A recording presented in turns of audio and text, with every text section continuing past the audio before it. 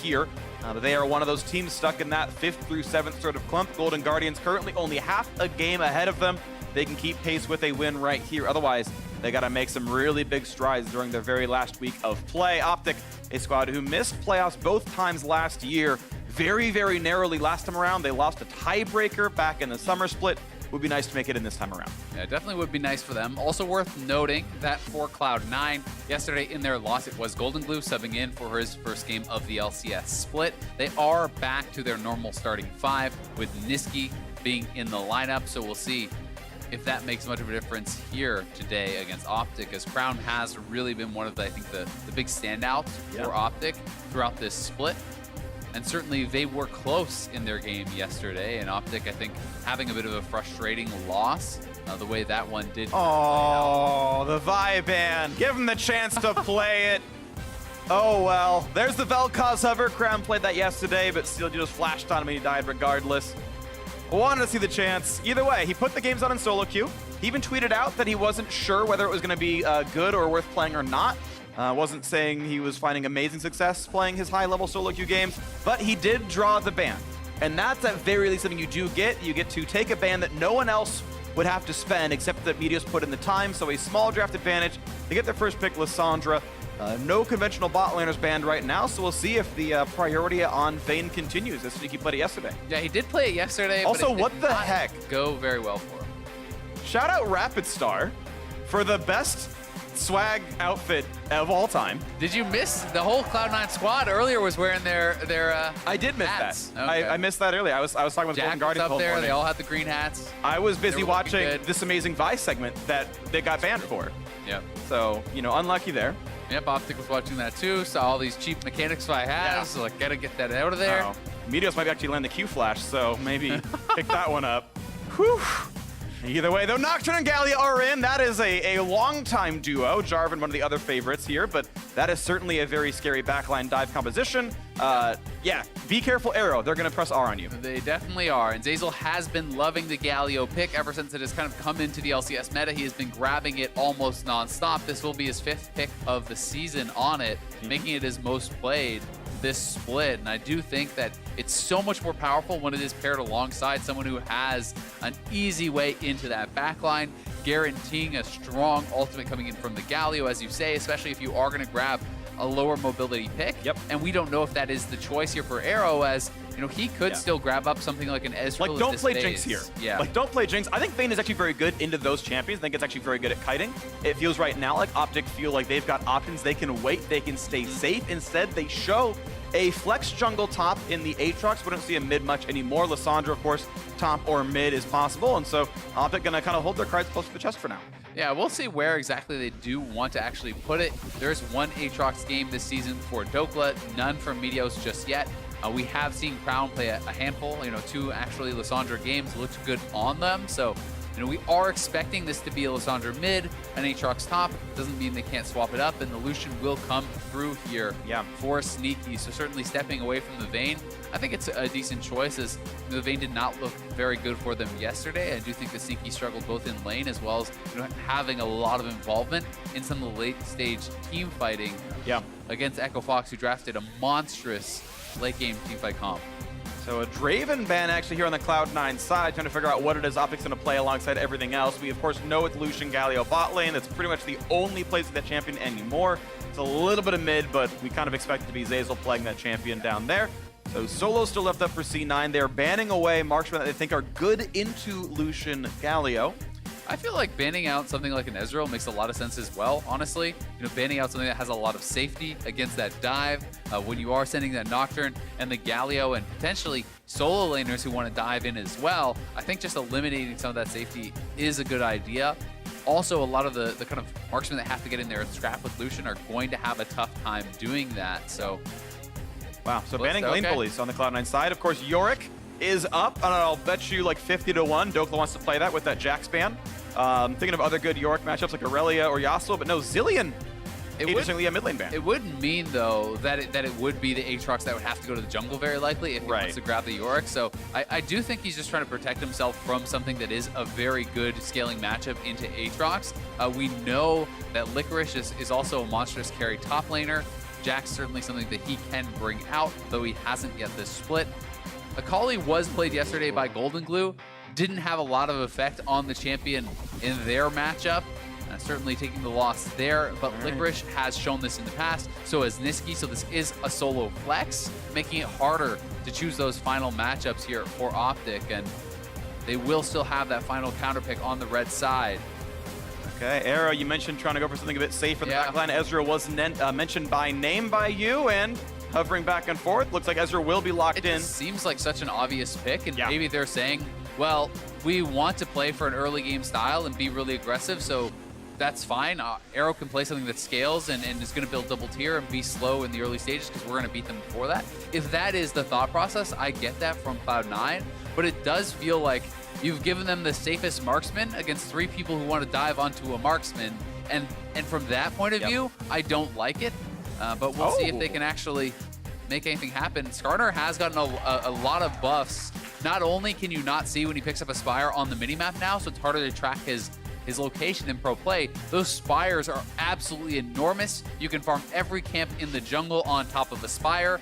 Not only is it about that clear speed, but it also is giving you, up to 100-120% attack speed. Is a massive amount of actual dueling power, 1v1 power, so you cannot mess with the Skarner in a 1v1 on his Spire. And look at this, Akali's moving into the top lane here as Taliyah is picked up for Nisqy.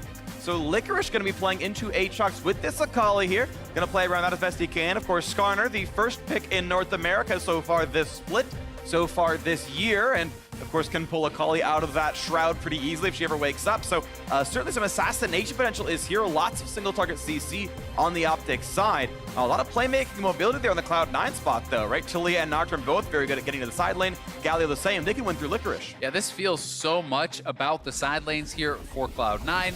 We may see Svenskeren going mid early to try to get priority there, but Nisqy certainly wants to shove out the mid lane, get to a side lane, snowball Licorice, snowball Sneaky, try to get themselves ahead where they can really take over, I think, in the mid game, as this is a very powerful mid-game style composition that has been drafted from Cloud9.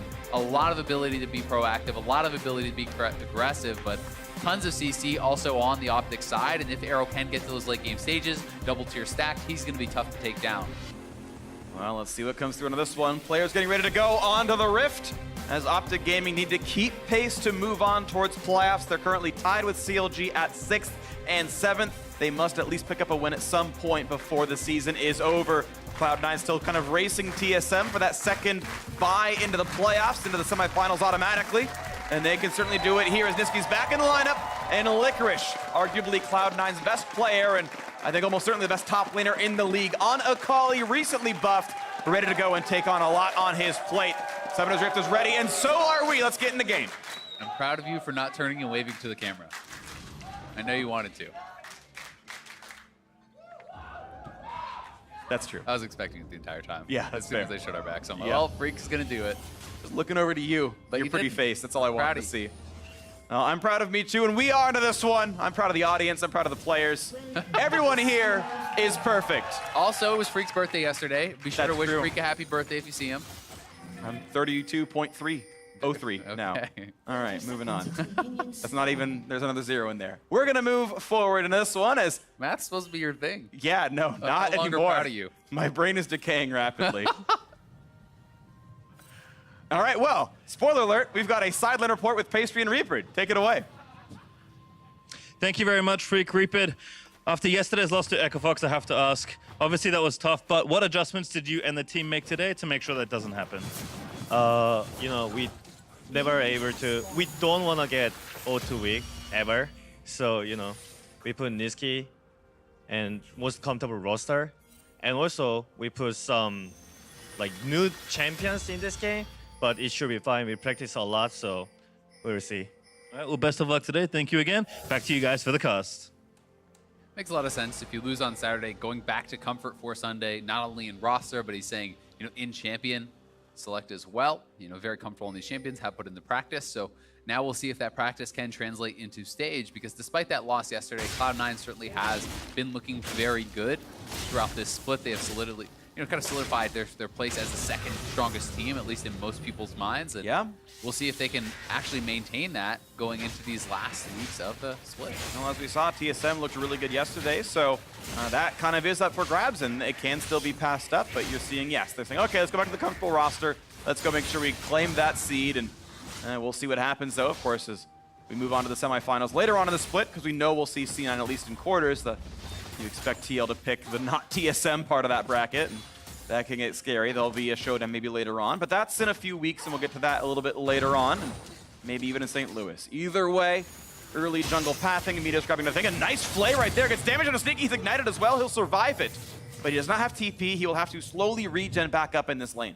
Yeah, a bit of an uncharacteristic mistake there. I mean, Cloud9 not fully backing off when they were not going to be the first to level 2, so OpTic hit level 2 first, they just straight up walk up, hook Nisqy, and get a lot of his health down there. We'll see if he can maintain. I mean, if you get hit after that potion being down, after getting that low, if you get hit by many Ezreal Qs, you can just be pushed out. A quick skirmish there over in that jungle. We saw that Nocturne went for red into Scuttle Crab onto his blue, and it's sort of similar here on the Skarner side with Chicken's red and that Scuttle, and spotted the Nocturne, so the junglers are known. This can make the top laners feel safe, as both junglers were known to be bot side. Now Skarner goes the other half of the jungle, is leaving Krugs up, though those could have been cleared with that Spire, instead of clearing the left side of the jungle first. Yeah, and it's going to be really interesting to see how these two guys do navigate that top lane. OpTic certainly has not been playing around Dhokla at all, and Dhokla is a guy who has been prone to making some mistakes, and certainly has been picked on in a number of matchups, partially due to the additional jungle pressure that these other teams are putting on him. Yep. But Licorice is a guy that if you give him a lead, he can take over a game, and he's playing Akali, which is very high mobility. Trade in the mid lane goes on, but it's very high mobility. You have the tools to actually outplay this guy, to dodge out those Q knockups from Aatrox, and to really make it very difficult for Aatrox to kind of fight back. So we'll see these fights do come through. Keep in mind that, as you were mentioning, how little Dhokla was getting. We knew earlier in the split he was the isolated deaths per game leader of the LCS, and now a gank in the mid side. Nisqy has to play around this well. There's the route into the cleanse. He's still running, but nice flash. That was a good timing. Gets away from the meteos slow, but double summoners down. Nisqy will have to walk back to lane the slow way. Yeah, still great gank, honestly, from meteos. He didn't expend anything. No summoners from them, no predator, nothing at all. And now it's up to the top side. Dhokla here. I think he's dead. There's no way out of this one. Skarner spotted. Fear Tether's in well range. The flash wouldn't matter. Gets the E, gets the auto attack. First blood comes through top lane. Quick as you like. Yep, pressure up to that top side. Dhokla trying to reset this wave. He was shoved in, but Sneaky's now hooked. He's got a tank in the front of him. He's going to be okay for this one. Nice damage, but it's not with Big and turret range. Big. Oh, he's ignited, though. Big damage on him. He's going to survive it, but this might be a forced recall. Yeah, going to be likely sent back to base. Does have a potion running, so they're staying around for now to at least try to reset, but Dhokla punished very heavily there, trying to shove in the wave, trying to bounce it off the turret and reset it. Is up here, trying to get those last couple minions down. But yeah, I mean, Svenskeren spotted, but if you're that far up, you can't actually escape once you're seeing the jungler in that position. And I think intelligently he did not flash. You can see Svenskeren was running ahead of him, so he would get the fear tether still, even if his opponent flashed. And now a chase down towards Svenskeren. Has that spell shield on. Good lantern as Big has already roamed around. Yeah, very well timed spell shield there from Svenskeren to try to actually block the stun coming through from meteos. So holding on to that, and when he sees Nisqy coming over to match, they know they have to back out. And nice attempt on the CC. Big predicting a juke, and it looks like Nisqy was doing the same, but a walk in a straight line made them both feel pretty safe, as that scuttle will be picked up and go to Cloud9's side. Overall, this game, they'll still only 300, actually now 100 gold apart, despite the fact that first blood is worth 600 over in that top lane. So good farming so far overall. And a nice hook there as well, as Zeyzal is just regenning back up. And largely in part due to this bottom lane, and that level 2 hook that was put on Nisqy meant that C9 had to play it pretty defensively. I do not consider Galio to be a very strong laning support, and that one mistake at level 1 meant that they were pretty far on the back foot. Nisqy sitting down 16 CS. Yes, there is more to grab here for him, but certainly not the position you were hoping to be in, picking Lucian in this 2v2. Yeah, absolutely the case. You do expect a bully, and that's not happening right now. Currently, Cloud9 also down that one summoner spells. They burn the Ignite and the All-In. Now Licorice not going to get pulled back in, but Crown's around.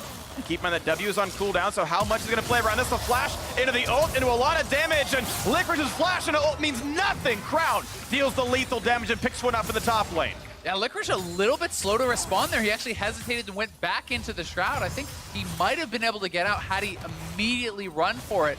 Instead, he's actually going to get killed off, and not only does he die, it's after he had already TP'd back. So unlike Dhokla, he does not have that summoner to get back to lane and pick up that experience, so he will fall behind here.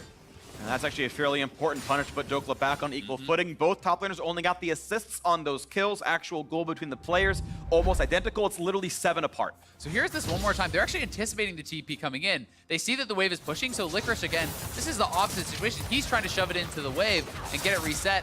And now he sees Crown, just now, I guess. So I'm not sure if he actually had vision early enough to ever be able to get out. It's hard to really tell, but either way, it is a trade of flashes and ultimates, and he still goes down. So Licorice, not going to be too happy about that one. Plus, when the wave bounces, it means it's going to be pushing towards your opponent. You are again vulnerable to a gank.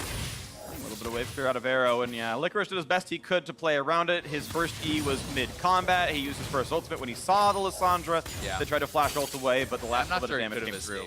Either way, it was a good play from Crown. A really nice roam up to that top side, and they knew with the wave positioning that he had to TP back to that wave to fix it. Yep. And that puts you in a very vulnerable spot as a top laner, where you either have to make the decision to give up a lot of experience and gold, or to have your jungler or someone up there protecting you, and neither of those decisions happen, so he does end up going down. A bit of damage here on this side is Nisqy just going to get the wave clear off, and these mid laners very, very close in farm. Crown overall slightly ahead, and some of that, of course, is the pressure on Nisqy from earlier. Made him burn his cleanse. His flash is still down, but now with Nocturne ult available, and Skarner the same. I feel like a flash Skarner ult guarantees that Nisqy dies. I don't think he actually has a way to not die as long as Skarner's coming from Fog of War. Yeah, as long as there's not someone there that can kind of appeal for him or support him in some way, right? Maybe if Zeyzal taunts them off and they can't get the damage out. But I definitely agree, he's going to be a very squishy champion, and QSSs are going to be the order of the day for Cloud9.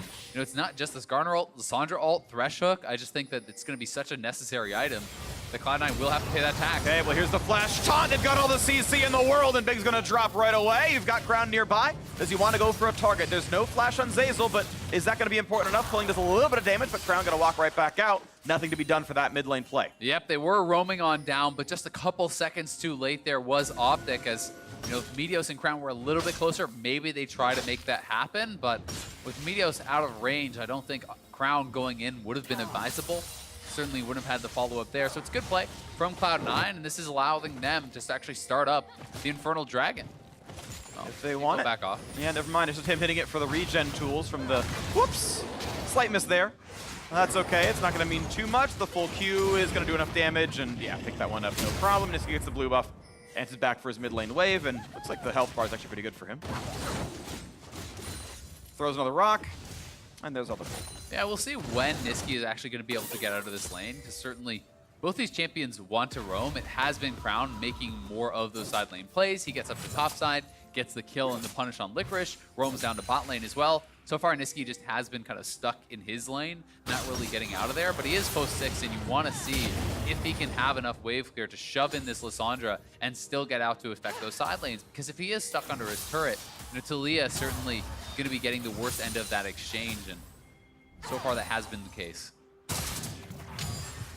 Tickets there, and waiting for these good trades to start happening then, as the gold is back to equal, though Licorice getting some pretty good damage, forces the Aatrox ult out, and that was E into R, actually goes ult for ult, but I'm pretty sure Licorice's cooldown is much shorter, so that's actually a pretty good trade as you wait for World Ender to do so, and well, now this is Skarner. And Licorice, the ult's on cooldowns. That's one less escape tool, no flash either. Yeah, this is just Meteos coming up to make sure that he doesn't die as he's pushing in that wave. The situations that both top laners were punished in last time, Meteos paths up. He is there in case Svenskeren is sitting behind the Akali, waiting to jump on him when that ultimate expires. So smart play there from Meteos. They reset the wave, and now he's going to take that time to go over to the Rift Herald, while Cloud9 is now actually starting up this Infernal Dragon, so it's kind of the trade of power for now versus power for later. The Infernal will have more of an advantage the further you get into the game, but the Rift Herald could mean a lot of gold now. Oh, whoa, okay. That was pretty close. Smite wasn't too early, so it wasn't going to be lethal damage, and they're just fine 300 dealt by True Shot Barrage. One thing I do want to point out, by the way, is that top lane turret lost a plate, but no one touched it. So the increased range for getting a plate for an assist was not there. So it was actually a 0 gold plate that fell in the top lane. Nothing went to Dhokla or Meteos for that. You can consider maybe they should have gone for it, maybe they shouldn't have. Either way, that's not going to be actually relevant as far as gold income is concerned. Yeah, gonna be interesting to see where meteos actually elects to use this Rift Herald. He's just straight up channeling it right up top lane. So actually a big change from what we've seen from OpTic in the past. They usually are not playing around Dhokla whatsoever. Now, meteos has been up here a couple times. They have roamed up as well. They're going in though, 3v2. Taliyah is there. They're trying to make the big play. A Naga comes through for Dhokla. The first kill's already there onto the Skarner. And Nisqy's pushed around. You got Crown nearby, but it's not going to be enough. Dhokla ultless. Gonna go down. 2 kills picked up. One of them even a solo kill for the jungler. Yeah, very nicely done there. A good turnaround onto meteos and Dhokla as Nisqy making that first roam count up to the top side, drops the ultimate. That is that semi-global presence that they were drafting for, trying to be proactive, and they are able to make it work. Good stuff right here. Puts 1,000 gold in the pockets of Cloud9 overall. They have the lead now as they clear away some of these awards on the bottom side. That control ward not going to be kept. Phreak going to be going down in the mid lane. Crown with Aatrox getting some decent work done there, and that's what kind of the punishment is. Of course, Nisqy can roam and secure 400 gold for an assist, but 300 back to the plate. Yeah, so here this is one more time. They do get a couple plates from that Rift Herald, but straight on in. Remember, Aatrox had no ultimate. They knew this. There was no way he was really going to be able to turn around and survive in this. And by the time Crown arrives, there's no chance that he can affect this fight. So it is the 2 kills, traded for a couple plates, and then Licorice able to grab one before he actually went back to base as well. So certainly Cloud9 going heavily positive on the play, and Licorice working quickly towards that gunplay here. Yeah, he's really scaling up nicely. Sorcerer's, of course, already done as well. Kind of needs that stun from Skarner. I think it's very correct to rush tier 2 boots against that champion. We have them from the jungler and mid laner here as well as we wait for Sneaky to keep scaling up. There's a pull back on a Crown, and if he doesn't trigger Aftershock, that's good damage that can come through from that Taliyah. Also gets a ward. Worth noting, Svenskeren having his ult almost back up, and Galio is post 6, so they can look for that combination. You drop the Nocturne ultimate, Galio uses the heroic entrance, lands on in there, and that is very, very powerful engage. But that being said, the targets are really not that appealing when you're looking overall. Ezreal has a lot of mobility. Crown has self-ultimate and self-peel as well as stopwatch. Even Aatrox has the defensive ultimate that can help against that. So there's not really any super juicy targets for them to get to unless they are pretty far up in a lane and you have time to kind of train them down. What feels like Cloud9's playing for, though, is not those 5-on-5s. They're going for the 2v1 where they flash follow if they have to, and they try to play around all the stuff that Akali's been doing. And with the 1-1-1 scoreline, the overall gold actually advantage 900 up right now for Licorice. So despite the fact that OpTic have been putting some time towards Dhokla, it's been answered so regularly. You can see now on that scoreboard, yeah, it's a pretty significant difference. And it feels like Cloud9 with the early Nocturne always signed up to play around side lanes. Yeah, and credit to Svenskeren having another really good game for himself here, sitting at 3-0-1, full KP. Yesterday, even in their loss, he was monstrous on the rec side. Yeah. But things were kind of going wrong around him, but he, I think, was a credit to the team and had a very, very strong game. And now in on Crown. Lots of damage here. Waiting for the ult to come through. Gonna pop the stopwatch first instead. Ult actually already burned earlier on. It was cleansed right away, so there's 1 kill picked up, and now it is pulling him back towards his turret, but not a lot of place to go. 2 more on the board. Svenskeren 5-0-1. Really nicely played there, dropping the Nocturne ultimate just for the vision denial to stop any potential TP coming in from Dhokla. He actually holds on to it until after they kill Crown, then uses the second activation for the damage onto meteos. So that was fantastic from Svenskeren and Nisqy there, winning out heavily in the 2v2. You're now staring at a 5-kill Nocturne who's going to be on 2 items in a hurry. And really, with that lethal tempo, can probably duel anyone on the map right now. He must have spell shielded Crown's ultimate, by the way, because it was on cooldown mid-fight, but I never saw ice, so that must have been incredibly good timing. Yeah, let's see this fight start. So, in he goes. Spell shield, I just never saw the ult. Yeah, I don't think the ultimate went off, so maybe it was sort of a spectator bug there or something along those lines. But either way, you see he did hold on to the ultimate activation for the actual damage until after they had killed off Crown. Yeah, really, really smart stuff there. But you're right, yeah, Svenskeren still had the Spell Shield UI on his health bar, so not sure what happened either way. Crown didn't seem to be able to ult during that fight. Has it back up in a couple of seconds, but not just yet. He's getting run down by Nisqy. Oh. What a better trade, this Taliyah really coming on the line for the one-on-one. Yeah, you have to be really careful when you're fighting Taliyah in an area that doesn't have a lot of work ground used, because when you're getting those full Qs with multiple hits out, if you're connecting with all of them... You might steal it. Akali, E? Whoa. Almost. Oh. Time to pretty close. Good try, and I'll give credit to meteos that he might have smited it if he thought that was actually going to connect. He did have a smite up, used it on the wolves right afterwards, but it is Svenskeren now heading down towards that dragon. He's sitting on 5 kills. The Black Cleaver is completed. This guy is so damn strong. Yeah, he's sitting up 2,000 gold, the gold differential right there.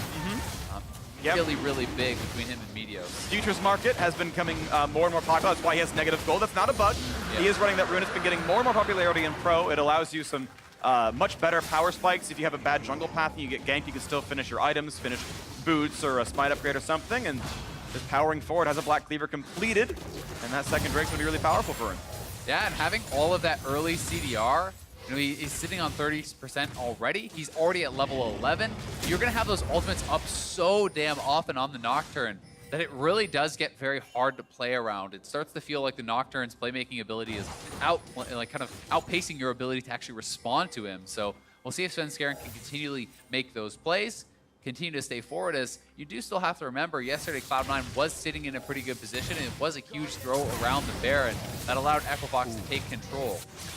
Not sure they spotted the Skarner, but he tried to W in the brush to get vision. I'm not sure if they knew the flash still comes out though for Zeyzal, as Big tried to flash to follow him in. And it's going to be nothing picked up as Meteos did burn Predator, but got no gank for it. Yep, just the trade of flashes down there. Nisqy closing that farm gap, certainly, and has picked up the QSS. Paying that tax early on, I think, is smart when there's so much CC on this other team. But Nocturne ulti popped.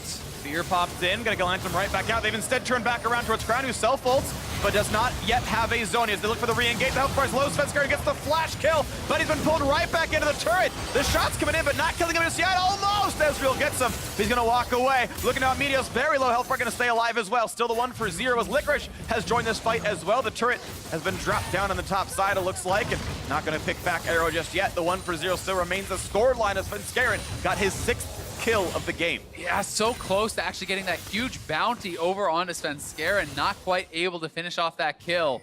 It was a good counter ultimate though from Meteos, very quick fingers there to pull him into the tower.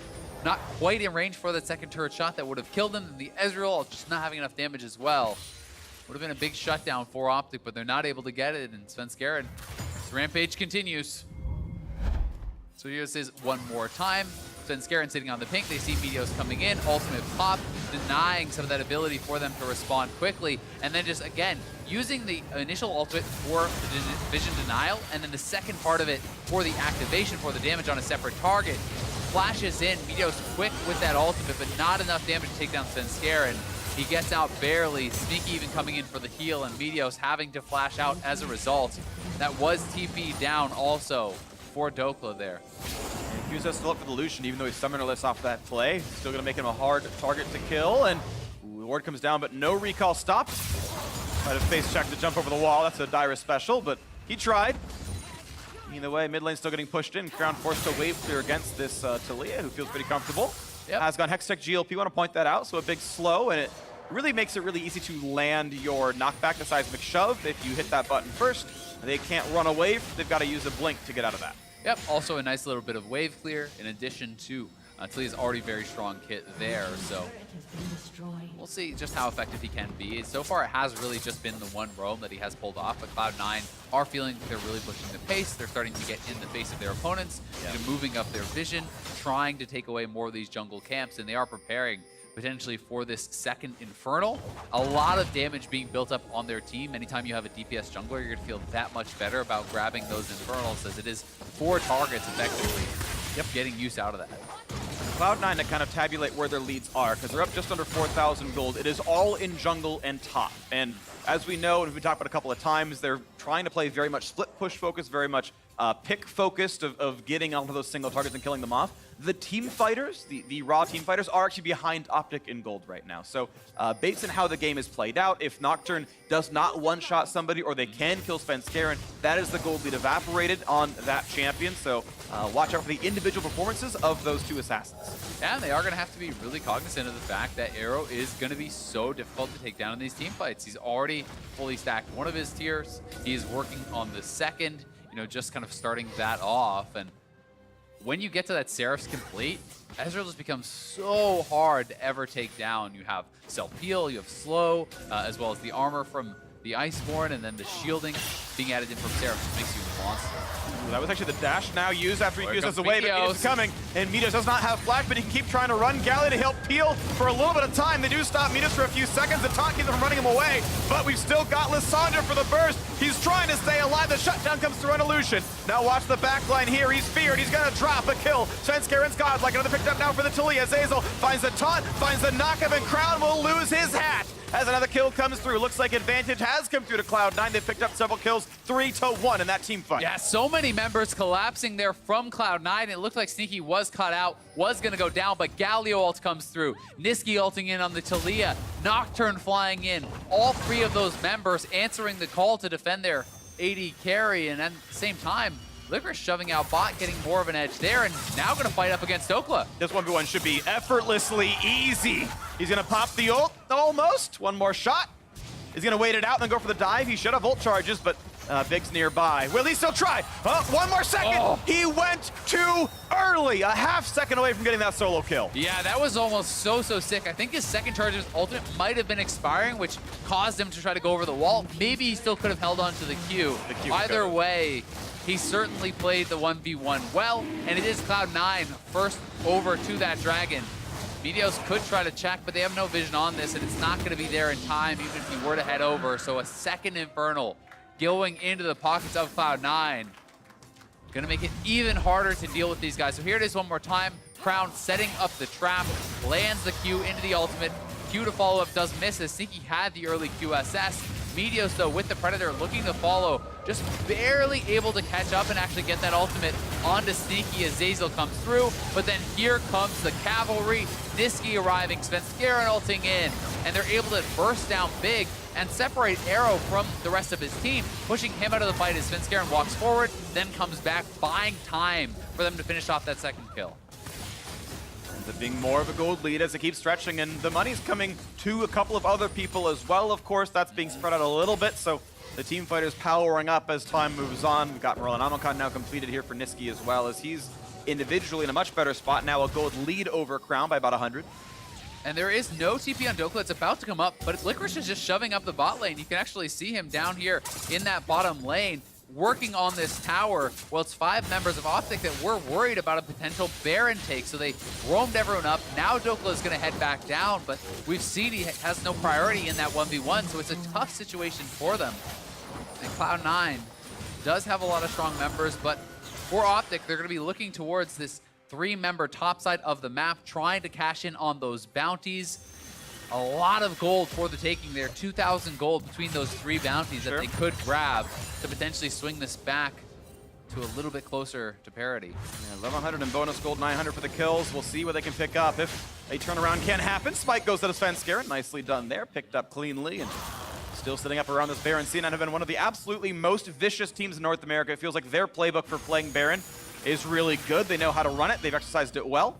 Still some wards spotting them, but very typically, C9, when they try to look towards Baron, they get it within a couple of minutes. Yeah, they really are so good at the vision denial. They play this game where they're invading into their opponent's jungle, they're denying vision, they're creating these pick opportunities and making it so scary to even walk forward, and now they're going in! That's going to be a flash keep into safety, but as Skarner goes in, or sorry, Nocturne goes in, there was no time to be happening now. It is meteos going for that play, and with the lantern!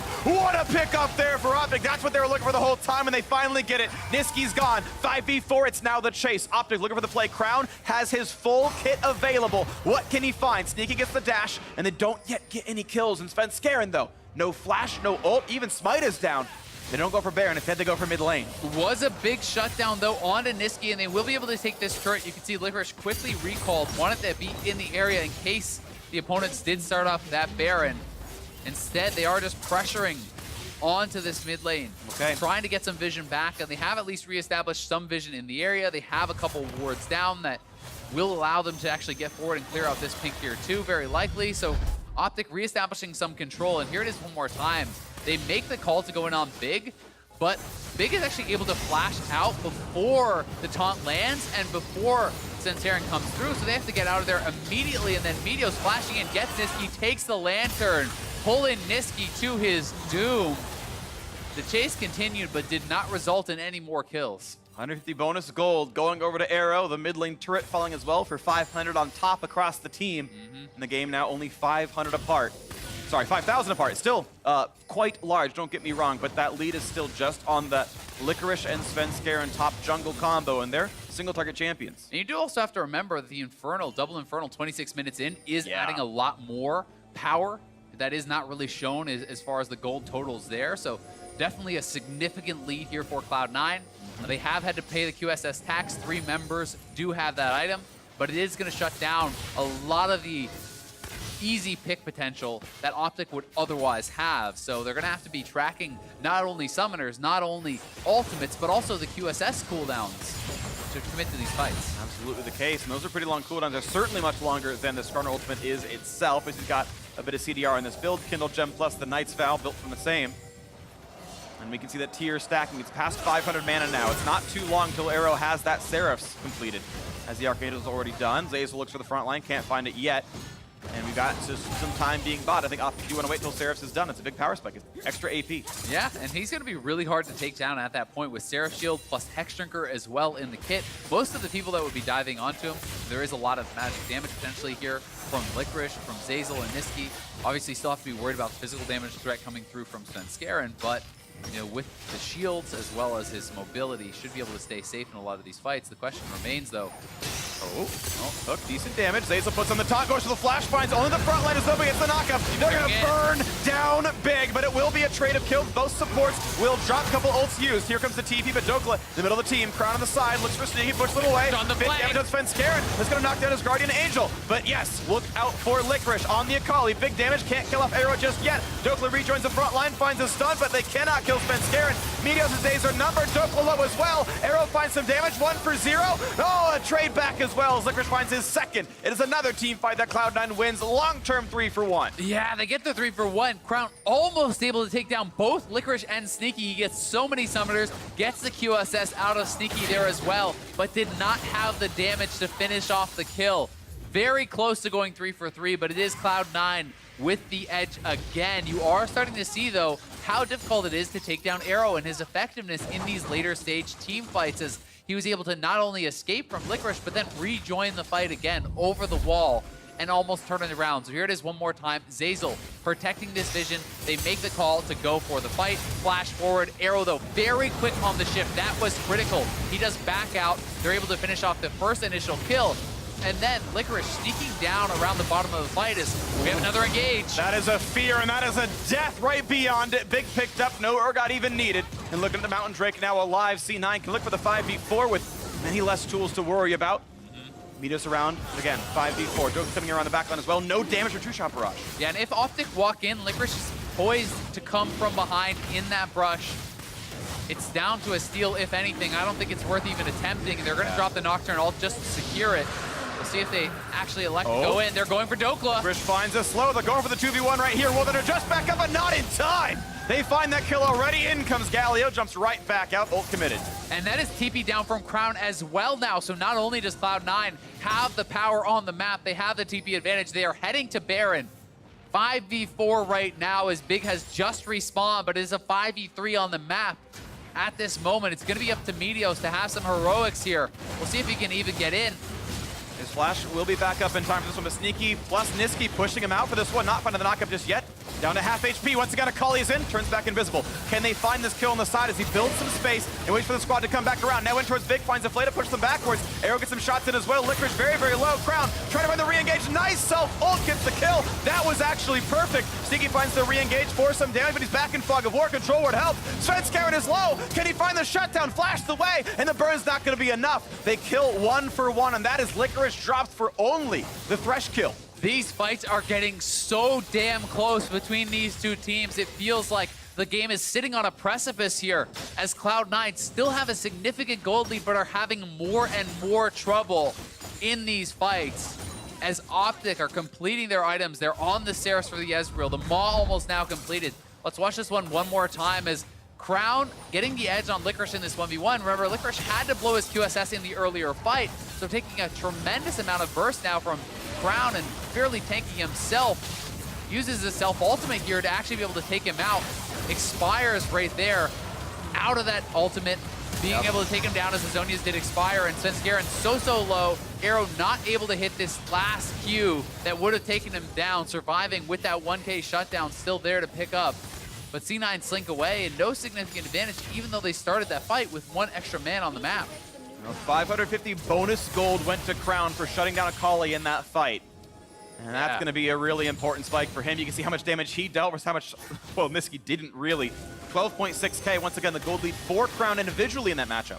And now OpTic, if they feel that they can win these 5v5s, they can be the ones to start up the objectives to force Cloud9's hand to come to them and try to utilize that as a way to force these team fights. But for now, it is C9 with TP advantage. None of the 3 teleports are available for OpTic.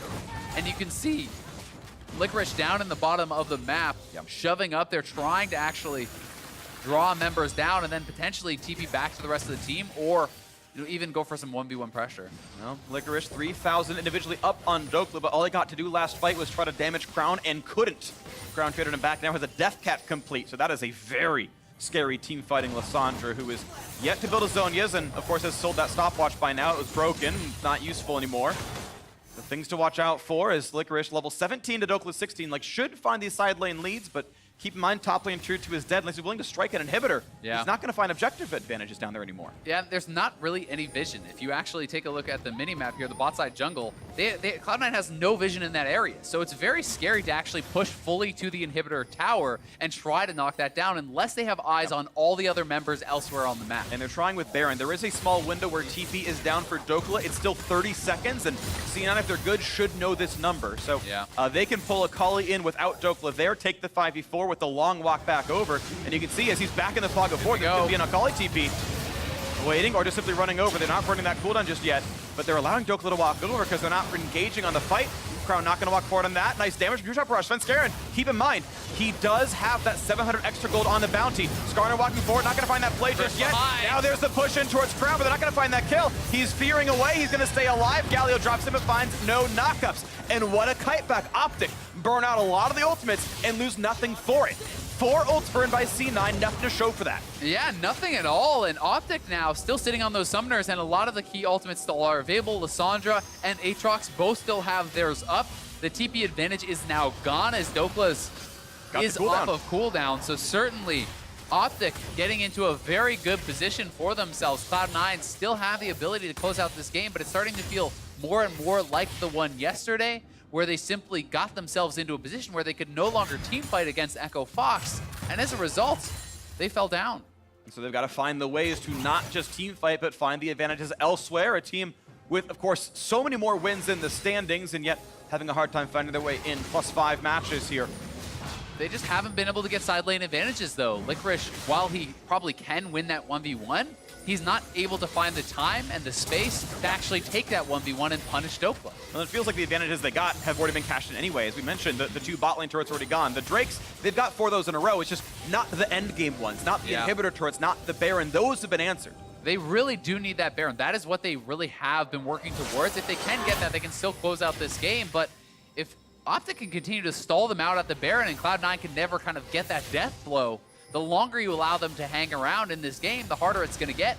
You have the full Maw completed now for Arrow. He's also on a stopwatch on top of Seraph's, on top of the magic damage shield, as well as a short cooldown dash and his flash being available. He's going to be almost impossible to take out. And right now, Akali's Shroud is back on cooldowns. That is a window that can also be used as Crown might have even gone for that duel. There's a possibility that it works through the Zonias, but QSS, of course, makes that hard as well as you keep waiting. But Licorice is sitting here in mid lane. This is, again, not a team fight comp, but they're sitting there for the 5-on-5 taunt, looking for the flash. Oh, what a dodge! Dhokla jumps away in time, not caught out there by Zeyzal. That is flashed down. Looking again, not again towards Licorice. They have the option, they don't go for it. Now you got Skarner, finds the pull, once again in the front line, looking for Zeyzal. He's very tanky. He's a stopwatch as well. Now to the back line, Licorice trying to find the assassinations, can't get it just yet, still dancing around, burning the ult a little bit, but Arrow staying alive. They're sneaking, picking up 1 kill on the Crown. That is huge. That is a shutdown. Now Dhokla loses the Guardian Angel. His ult just barely timed out, and they're gonna find that second kill. They find the 5-on-5. Cloud9 found the flank kill. They got the pickup on Crown. They got Dhokla afterwards. Finally able to get that fight. They couldn't take down Arrow, but Svenskeren and Licorice putting so much pressure on him,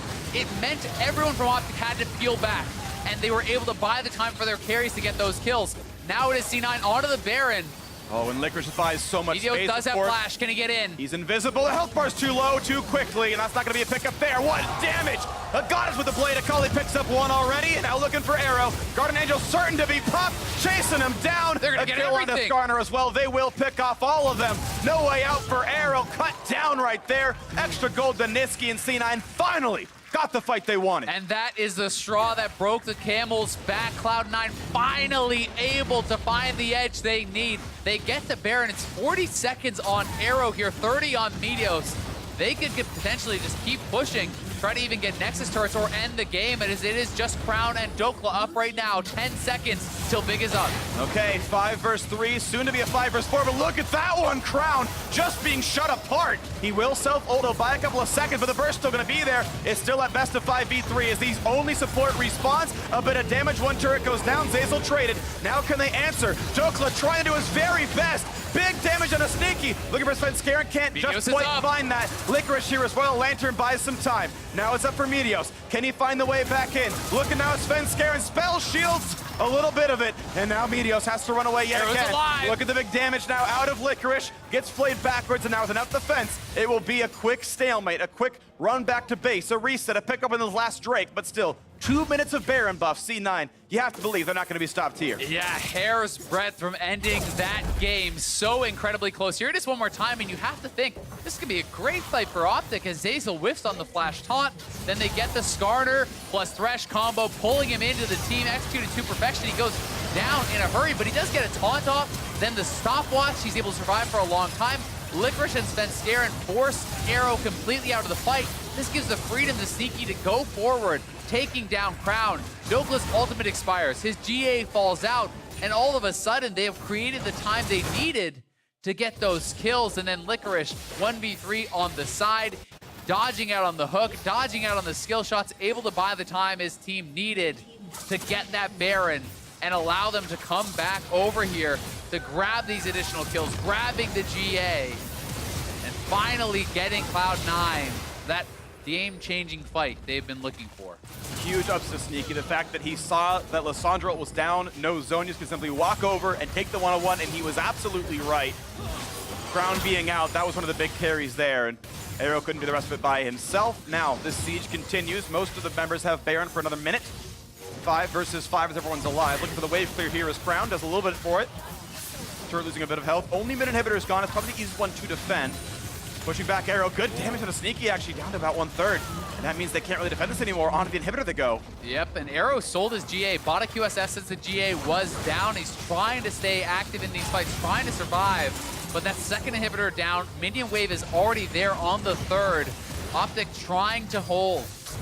Remember, no Nexus turrets. Yeah, watch out for these as they gonna look for this play right now. On towards Arrow, the flash to follow. He can be feared, has the QSS. Look at the other side of this fight. They shut down Akali, that's one. Dhokla able to revive with the health for the Nexus. They just burn it down, and Cloud9 gonna pick up that win. Very nicely done. Cloud9 finish it out. Pushing Arrow out of the fight is all they needed. No Nexus turrets there to buy time for OpTic as they do get knocked down, but OpTic certainly making Cloud9 work for it, as Cloud9 had a very big advantage for a long time, and it did get close. They were starting to struggle in some of these fights. They were starting to feel like maybe this game will stall out, but they found the fight they needed. They got the Baron, and they closed the game. So that's a good win for Cloud9. They have not still yet locked that playoff 5. The only way they miss it is if they lose every last game they play, and TSM goes 3-0 from here on out, including TSM versus Liquid over in Week 9. So almost certainty. Of course, their fate's still in their hands. Licorice, smile on his face, got to play some Akali. Looked pretty okay doing it, got a lot of help, got that lead in the top lane. But Svenskeren, oh my word, what a play. The man right behind him did so much work all game on the Nocturne. Yeah, he was honestly amazing on the Nocturne. Had another great game yesterday on the Rek'Sai. A really strong weekend for Svenskeren. For OpTic, though, 0-2 on the week.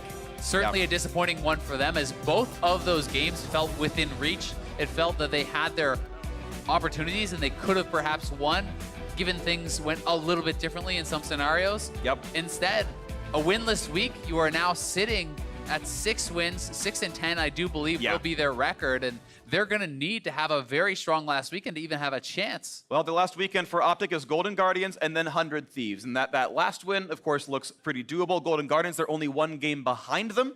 So, of course, you beat them there. That's going to look pretty good. And I'm actually pretty sure they won the last time they met. I'm looking up the stats once again. OpTic Gaming did indeed. I'm looking for it. Sorry, I'm looking for the matchup. No, they did lose last time around, so it'd be a tiebreaker, but their destiny's in their hands. They can keep up with Golden Guardians. Tiebreak for 6 right there. That road is still alive, in control of their hands. We'll see if that does come through in Week 9 for OpTic, but for now, let's send him down to Page Time, who is ready for an interview with a member from the triumphant team. Thank you, Phreak. I'm here with Svenskeren after an absolutely incredible performance, giga-smurfing all over the enemy team. What's going on, man? What'd you eat for breakfast this morning? I mean, I think I just got set up for success in the early game. I got first blood, and I think Nisqy was able to really just roam around the map, just always have priority kind of, so made the game pretty easy, early game at least. And then I ask you, oh, easy game, and you cared, maybe not. What kind of happened in the mid to late game there?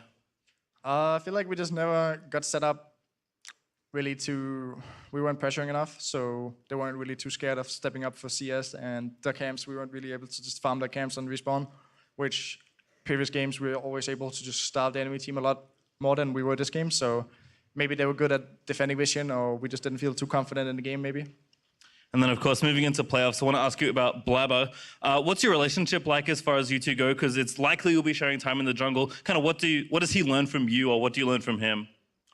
I think Blabber is super good addition to the team because something he brings to the team is just like raw talent. He's just super aggressive. So if I'm kind of slumping or I'm not able to like find those angles where you kind of need to snowball the game, then he's just super good at that. He always knows like just go for ganks, and just always keep fighting. So definitely a different playstyle than mine, where I'm a little bit more calculated, I'll say. So it can shake up the team. If we start losing with me, then Blabber can like definitely change up the atmosphere. Well, certainly not slumping this game. Congratulations on the win. For now, we are going to throw it back to the State Farm analyst desk. Thank you very much. Pace your time. But what about the answer to the first question? Right? What did he eat for breakfast? I think we could tell he's eating gum right now, right? You think he's been chewing on that same piece of gum since he woke up this morning?